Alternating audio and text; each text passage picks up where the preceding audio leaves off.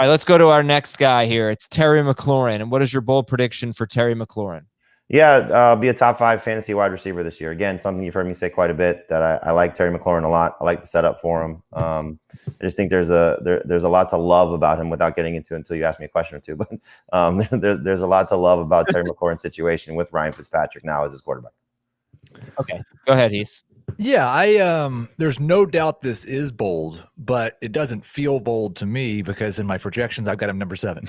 I think so. I'm right there with Jamey, basically projecting him to where if he plays 17 games, he's going to finish top 5. Undoubtedly playing with the best quarterback he's ever played with in an offense that should be more aggressive downfield. And it's really pretty remarkable for a receiver in his first 2 years in the league to earn 227 targets from that caliber of quarterback and still average 9 yards per target, which is absolutely elite. So I think he had a little bit of the breakout last year, and it was kind of like Calvin Ridley. There was some missed time, and for McLaurin, the touchdown rate was bad, but the sky is the limit this year. The thing I like about him playing with Fitzpatrick is Fitzpatrick, since 2010, has played 8 seasons with at least 9 starts. And that's with the Bills, the Titans, the Texans, the Jets, the Dolphins. So he's the definition of a journeyman quarterback. But again, 8 seasons with at least 9 starts. Over that span, his number 1 receiver has been Stevie Johnson 3 times, Kendall Wright once, Andre Johnson once, Brandon Marshall twice, and Devontae Parker once. Those guys have gotten 128 targets on the year in those 9 starts. So when he started in the 8 seasons where he's made at least 9 starts, his number 1 receiver has gotten at least 128 targets. Does that make sense? At least 128. At least 128 targets. Mm-hmm. So again, 8 seasons, 7 times in those 8 seasons, the number 1 receiver has at least 72 catches. 6 times the number 1 receiver had at least 1,000 yards, and 3 times the number 1 receiver had at least 10 touchdowns. So that's big right there, because the other ones are good, like the targets and the yards, but they're not top 5 good. No, not top 5 good. But touchdowns, I mean, if it's only 3 times, but McLaurin has 11 touchdowns. Did you hear the names that Jamey said? Like Terry McLaurin's a better player than most of those guys too. Right. Everybody but Andre Johnson and Brandon Marshall, at least on paper right now, he's better than them when Ryan Fitzpatrick got them. Stevie Johnson was pretty damn good. Right. But I'm saying when Ryan Fitzpatrick got to them, they weren't as good as where Terry McLaurin is right now. Mm-hmm. Mm-hmm. Yeah. But, I mean, like, the easy one to point to is Devontae Parker, who was a total disaster until Fitzpatrick got a chance to just target him, give him a chance to play at what he does best, and give him a chance to make plays. The thing that Ryan Fitzpatrick does well is he lets his receivers make plays. He lets them go up and make contested catches. He makes them, he allows them to get plays in space. He anticipates throws, sometimes to a fault. We know that's been a problem for him, which is why he's been with so many teams. But they're going to allow him to make plays, and I think it's going to really benefit a player like Terry McLaurin.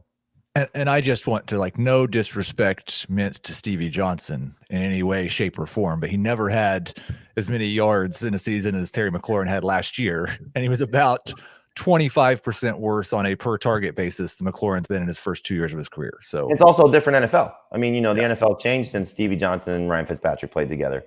A lot of these numbers, like the high-end guys, Marshall in 2015 with Fitzpatrick is a high-end guy.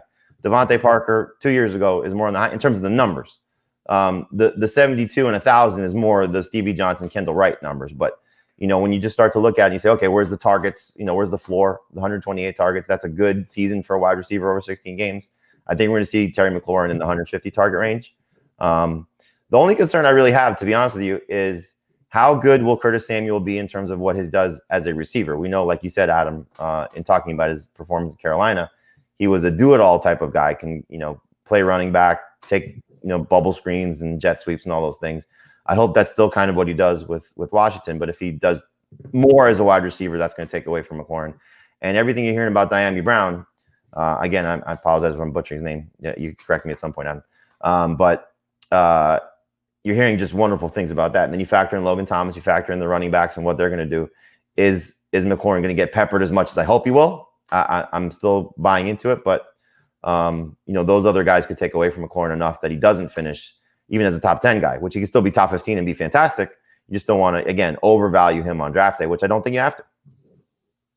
Yeah, the only issue I guess I have with this bold prediction is who are you expecting him to be ahead of? Is he really going to be top 5 when you've got players on better offenses, maybe players who are kind of lined up to catch more touchdowns than he will? Ryan Fitzpatrick only has 1 season with more than 24 touchdown passes. He only has 3 seasons where he started all 16 games. And that's the other thing. Is he going to lose his job? He has a tendency to lose his job because he is so turnover prone. And this is a team that's got a great defense. Don't put the defense at a disadvantage by being turnover prone. I don't know that he's going to lose his job with Taylor Heineke or something like that, but it's just hard to crack the top 5. And you've got him ranked ahead, a non-PPR. I'll switch to PPR, but you've got him ranked ahead of Calvin Ridley, I believe. Same. That's with Julio on the roster. That'll change. PPR, McLaurin's a little lower. You have him 9th, and Heath, you have him 7th.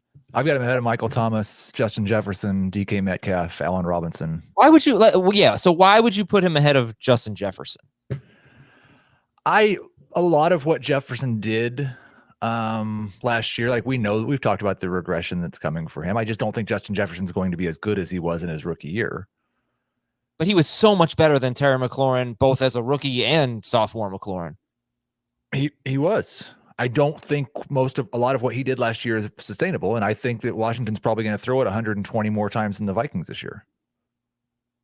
Washington was more pass heavy last year than you would have thought. And then the year before, that same coaching staff was, I think, the most pass heavy offense in the league. Right. Scott Turner likes to throw it. Scott Turner definitely likes to throw the ball. I do think it is De'Ami Brown, but I will try to check on that. Okay, yeah, McLaurin. It's hard to find. It's just hard to find a reason not to like him. Can he make big plays? Yeah, he's got 4 touchdowns in his career of more than 50 yards. 2 of them were on deep balls. 2 of them were on kind of catch and run, broken tackle types of plays. He had a very high ADOT as a rookie. He had a pretty low ADOT last year because they didn't throw the ball downfield, but he's shown some versatility. And really, if you look at the overall numbers, it was about 20th per game at wide receiver. It's not great, but his last 4 games were terrible. He had 155 yards in his last 4 games. Before that, and then remember they had Heineke in there. I think they had Haskins. Haskins played in 2 of those games. He started 1. Before that, he was on pace for 1,400 yards. So it was just kind of a sour finish to what was a terrific year for McLaurin. And it's just hard not to like him.